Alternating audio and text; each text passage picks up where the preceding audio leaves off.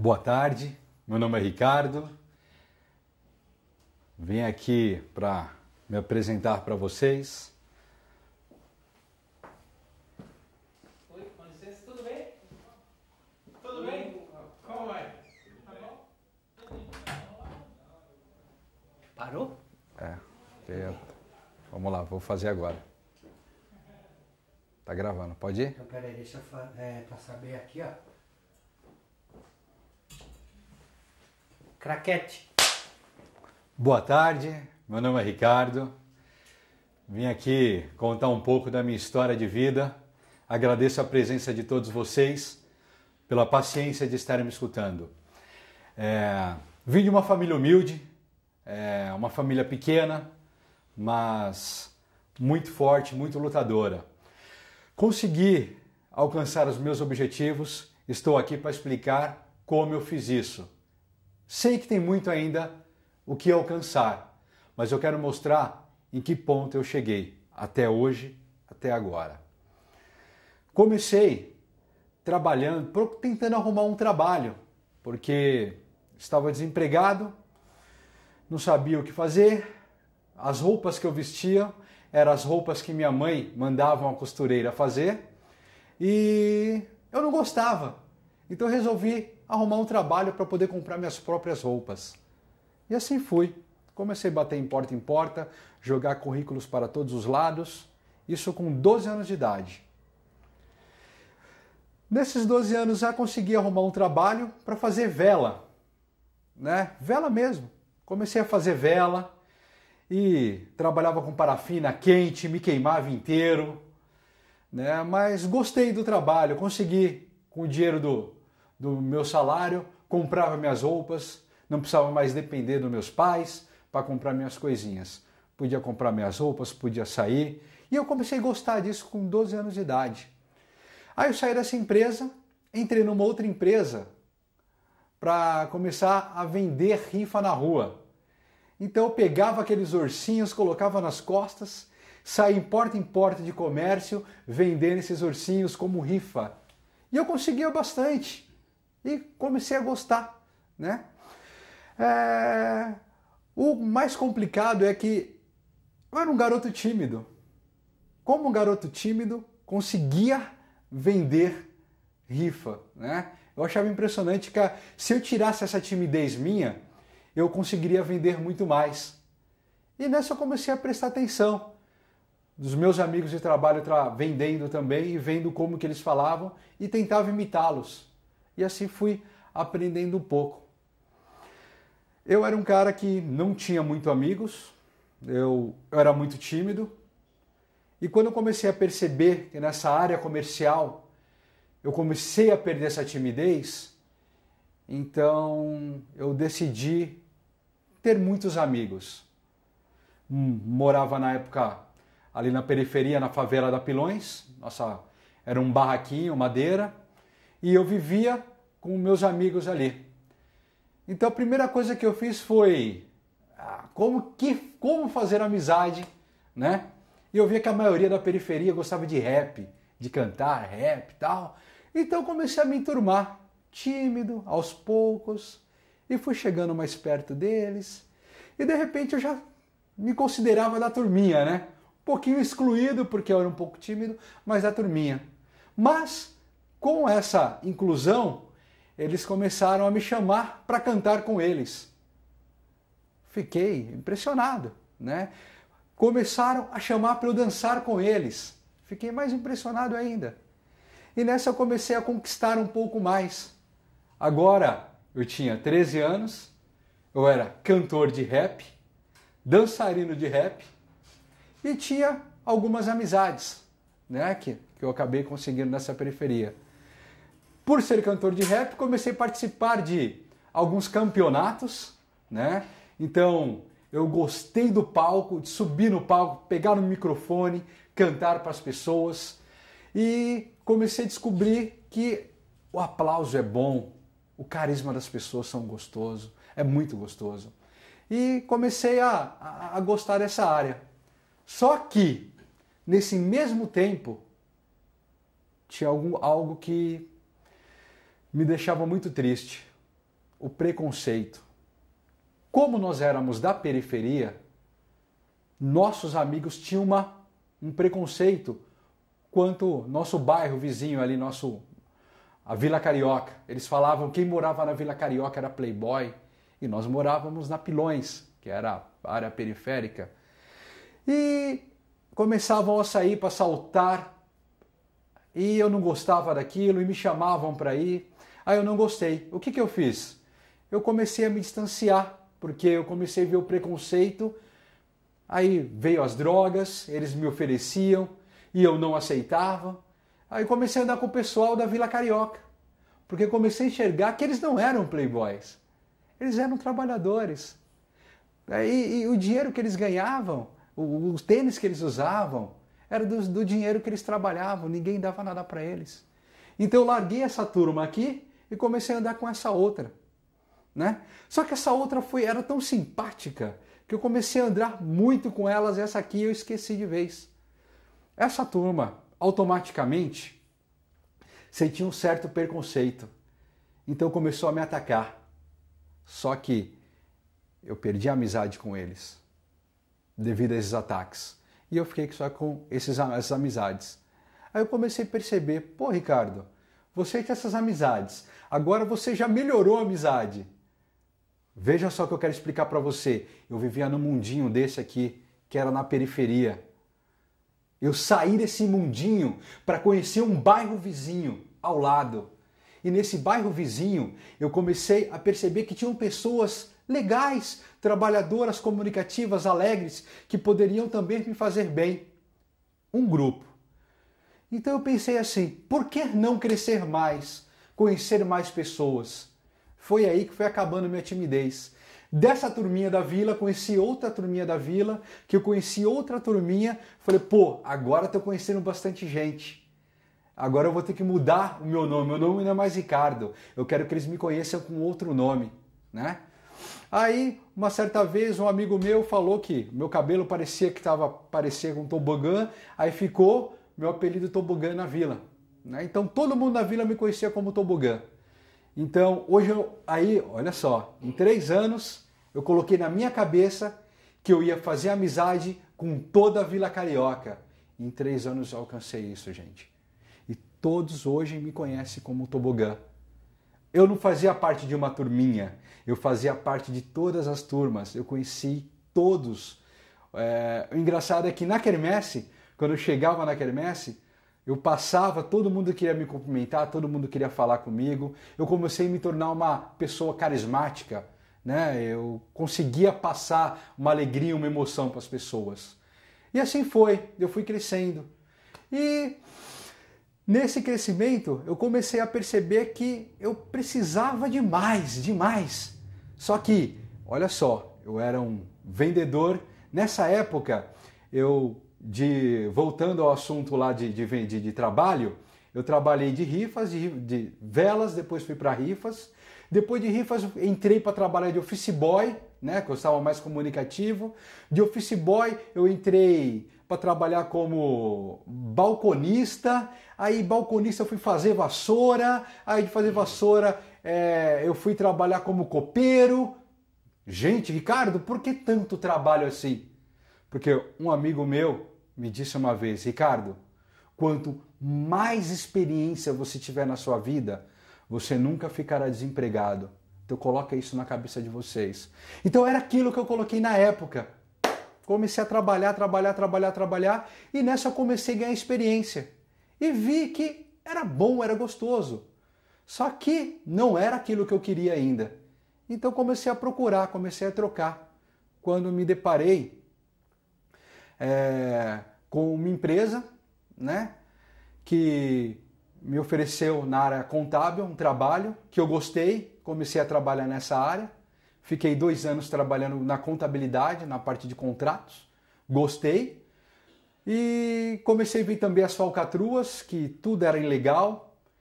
Nesse meio tempo, eu saí dessa empresa e entrei numa outra empresa chamada Tatiana Camardella, Advocacia. Foi aí o meu crescimento, minha gente. Comecei a ver como que você deve crescer na sua vida.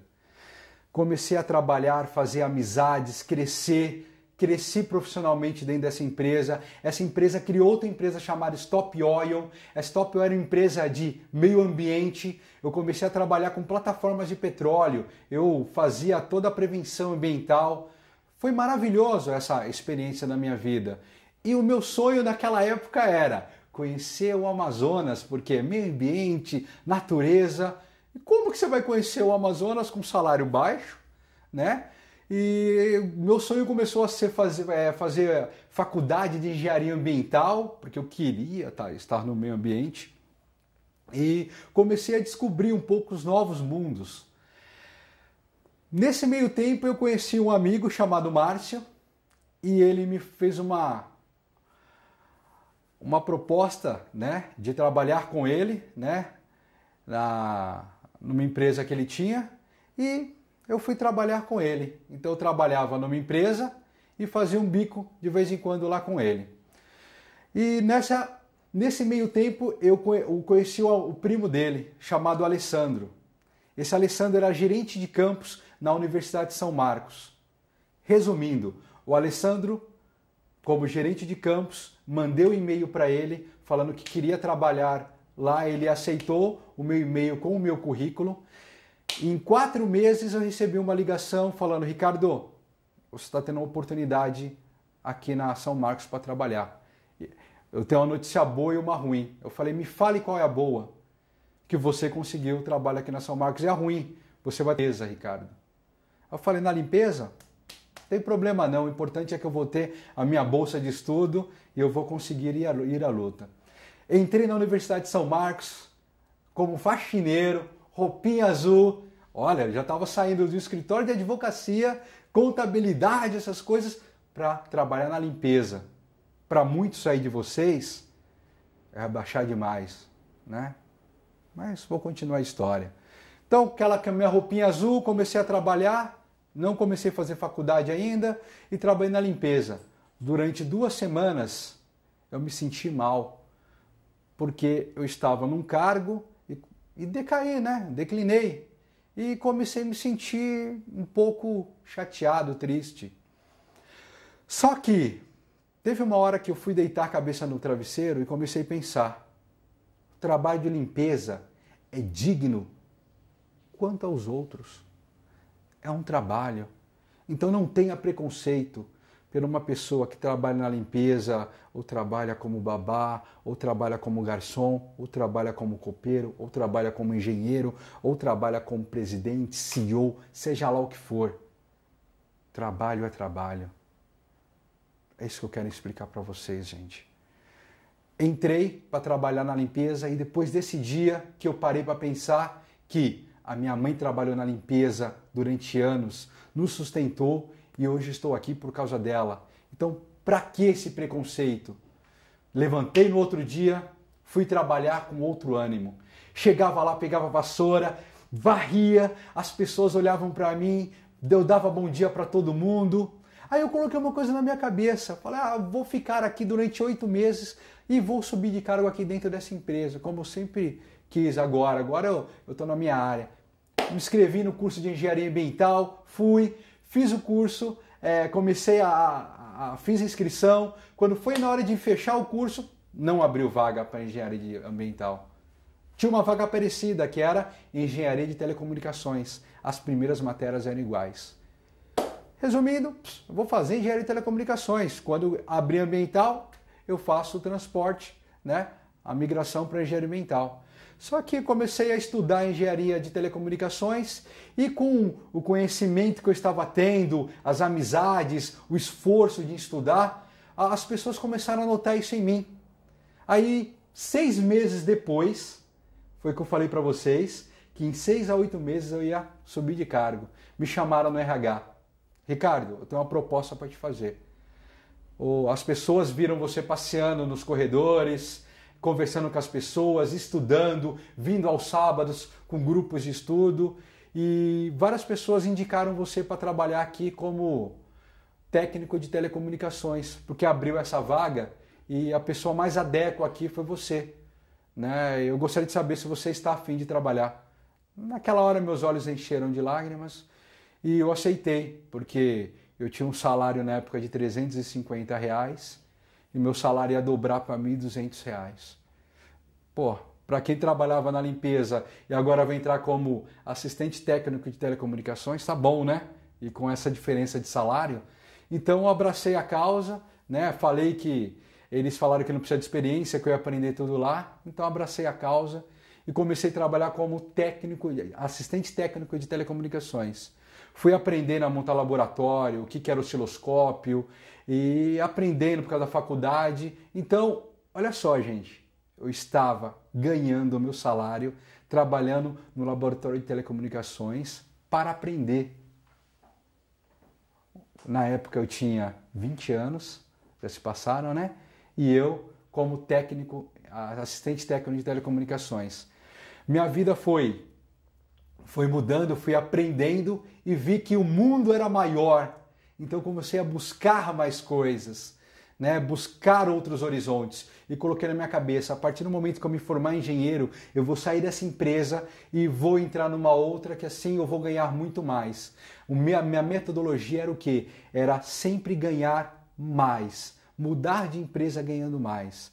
Então, quando saí da São Marcos, eu recebi uma outra proposta, né, para trabalhar numa outra empresa, lá em Santa Rita do Sapucaí, com salário maior, e eu fui, me dei bem, trabalhei um ano lá, saí dessa empresa Extracta depois de um ano, entrei na Digivoice ganhando mais do que eu ganhava aqui, só que nessa Digivoice eu comecei a ver que a área comercial é muito boa. Por quê? Porque nesse trabalho, quando você trabalha com amor, com paixão, você consegue conquistar tudo que você quiser, tudo que você quis, tudo que você sonhou. Quando eu comecei a trabalhar na Digivoice, trabalhei com amor, com paixão, com dedicação. E nessa eu consegui alavancar dinheiro para comprar o meu apartamento. Eu consegui alavancar dinheiro para comprar um trailer, que eu tinha um comércio em frente à Universidade de São Marcos. Trabalhando na Digivoice, eu consegui montar uma lan house. Trabalhando lá, montei um posto telefônico VoIP. Não eu sozinho, né? Eu também tive meus sócios, né, meus amigos, meu amigo, né, que era o Marcelo Oppenheim na época, que nós juntamos o dinheiro e conseguimos colocar. Então hoje, naquela época eu era um empresário e também funcionário. Eu tinha 3 comércios, eu tinha um trailer, um posto telefônico e uma lan house em lugares diferentes. Olha só que legal, gente, minhas conquistas. Meu sonho era ter o meu primeiro carro, foi o Fusca. Depois aí consegui conquistar meu Fusca. Aí eu falei, não, eu quero muito mais, Ricardo. Pensa lá na frente, quais são os seus sonhos? Meus sonhos, lembra que eu falei lá atrás? Que eu tinha sonhos para realizar, eu queria conhecer o Amazonas. Então eu fui conhecer o Amazonas num projeto social. Na época, quando a primeira vez que eu fui conhecer como realizar esses sonhos, eu não tinha dinheiro. Como eu consegui isso? Através de um projeto social. Eu gostei tanto e eu vi que é tão fácil a gente poder viajar pelo mundo todo, que só no Amazonas eu já fui mais de 30 vezes durante 14 anos, né? Então todo ano eu ia 2 vezes por ano porque eu gostava de ir lá. Por quê? Porque eu vi que não tem nada difícil na nossa vida. Quando a gente quer, quando a gente tem um objetivo, a gente consegue chegar lá. E nessa eu fui crescendo. Como eu me tornei engenheiro, saí da Digivoice, já tinha conquistado muitas coisas, mas eu queria conquistar mais. E nessa eu comecei a me valorizar. Fui para uma outra empresa trabalhar em Curitiba, onde me dei bem também, consegui vender bem, meu status começou a aumentar, aí eu consegui comprar o meu apartamento, gente, né? Então esse meu apartamento foi a junção de todos esses trabalhos que eu estava tendo, né? Só que tudo que você faz demais, exageradamente, acaba te prejudicando. Como você consegue trabalhar, ter comércios e ainda administrar sua vida? É complicado. Então, o que aconteceu? Kassab fechou o meu trailer, porque era trailer fixo, tinha que ter trailer móvel, e eu não tinha condições de ficar montando o trailer, era muito caro na época. A Lan House fechou porque o computador ficou barato, né? Então todo mundo começou a ter na casa deles. Posto telefônico começou a quebrar, porque a Oi começou a fazer DDD de Oi para Oi gratuito, então eu fiquei só no meu trabalho. Ficando só no meu trabalho, eu comecei a focar muito mais na área comercial, Aí foi onde eu ganhei forças, juntei mais dinheiro e comprei meu apartamento. E comprando meu apartamento, eu morava em cima da casa da minha mãe, com mais dinheiro do meu trabalho, construí 3 casas em cima da casa da minha mãe. E assim eu fui vivendo, eu fui crescendo a cada dia mais.